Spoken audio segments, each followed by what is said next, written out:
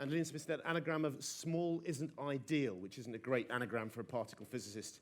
Now, second up, we have our FameLab UK winner, Emer Maguire. Now, Emer's a speech and language therapist studying for a master's in clinical anatomy at Queen's University in Belfast. But she says she loves shouting random science facts at people and wants to be a stand-up scientist, although I hope she realizes there is more to being a stand-up scientist than simply shouting things like, about 65 billion neutrinos are going through your fingernails every second, which is true, by the way. Now, clearly, Emer is doing something right because, judging by Twitter, the entirety of Northern Ireland is behind her. They went bonkers when she won the UK final. They went doolally again yesterday when she came through the semi-finals.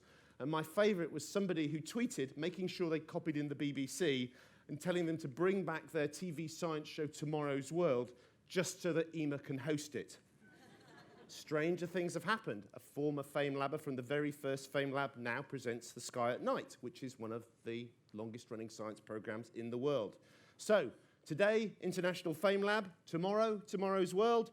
Who knows what the future holds for the UK FameLab champion, Emer Maguire.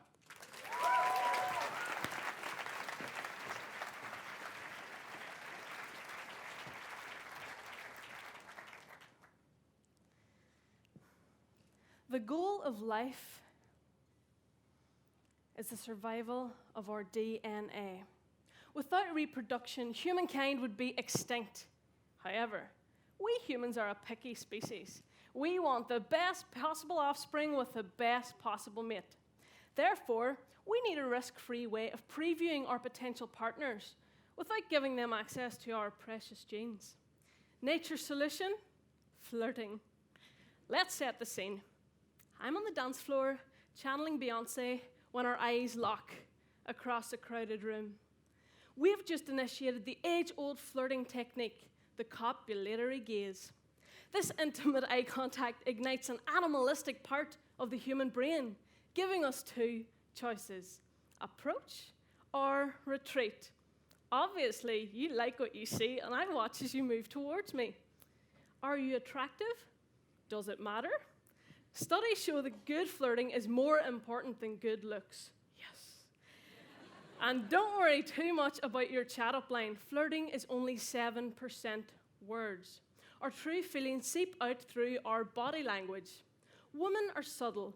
A hair flick here, a coy laugh there, all to appear more feminine and youthful, signs of estrogen and fertility. Men, on the other hand, are as subtle as a brick. They engage in large testosterone-fueled movements, all to show they can protect and provide for any future family. Now, all the while we've been flirting, my brain has been subconsciously calculating our compatibility. Yep, leave your wingman at home. The brain is the ultimate matchmaker. And guess what? We're a match. The emotional headquarters of my brain, the limbic system, bursts into action.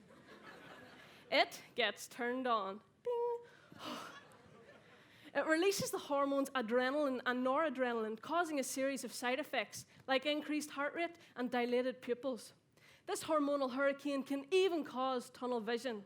So when I say I only have eyes for you, I'm not being romantic. I'm being scientifically attractive.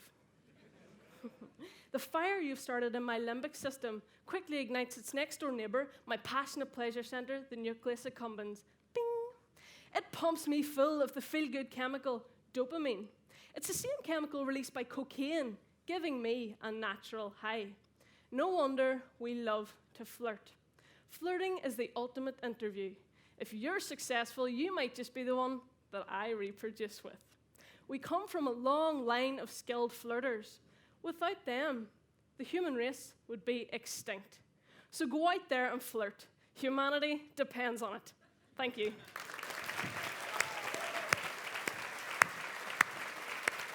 Thank you.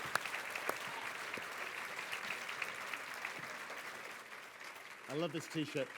Okay, Emer, direct your copulatory gaze and flirty body language at our judges, please. Thank you. In this situation, is alcohol helpful or a hindrance in flirting? For you or for Emer? Well, when we're talking about both sides, of flirting in general, does it help or hinder? Well, I certainly find that it helps. No, But okay, yes. because the way alcohol works, it's to lower our inhibitions, so your natural intentions come out more.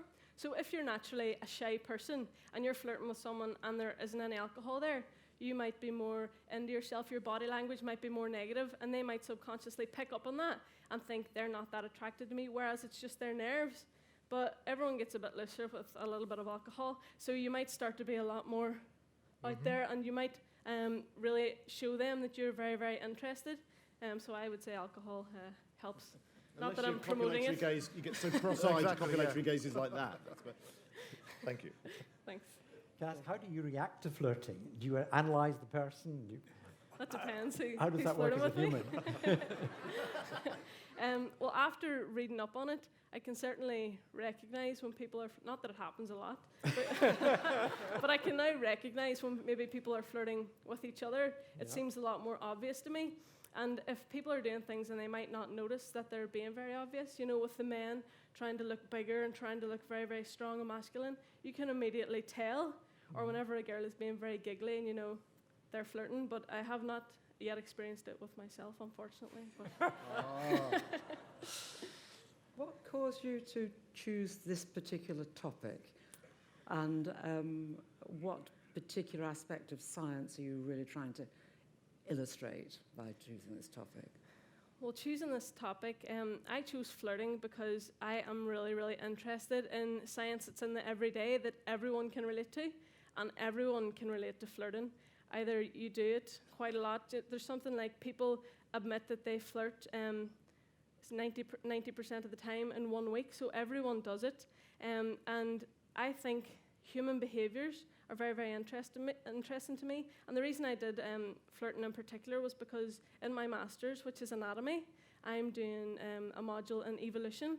So any everyday behaviour that I can kind of tie to evolution and then let people know about it and let people know the reason we're doing flirting, it's not complete random. It has a very strong scientific basis. And I really like to bring science that's a wee bit more humorous. So even people, if they're not scientists, can enjoy it and they can think, you know, maybe I should get into science because it's not dull and it is exciting and it is something that we all do. So that's the reason I chose it. Is there any evidence of people, you know, you can be colourblind. Can you be flirt blind? Utterly unaware of when you're being flirted with. Do you think loads of people are flirting with you and you're not noticing? No. I'm...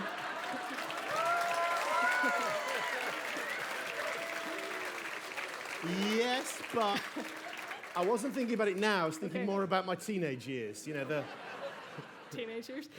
Yeah. So it can be like that. There's some people who just aren't as good as picking up things subconsciously, and a lot of the time, people who don't pick up when people are flirting with them are people who are poor at flirting themselves. Not talking about you, but if someone isn't very good at flirting, it's because they don't know the ways to subconsciously do it. They might not know about the body language, the chemicals in their brain whenever they're firing. They might not be going off as much. So whenever someone's doing it to them, they just aren't able to recognize it. But it's just another, it's like people who are good at reading emotions. Some people are and some people aren't. It just depends on the person. I'm not very good, but what I am good at reading a clock, though. So we have to say one more time, please, for Emer Maguire. Thank you. Thank you very much.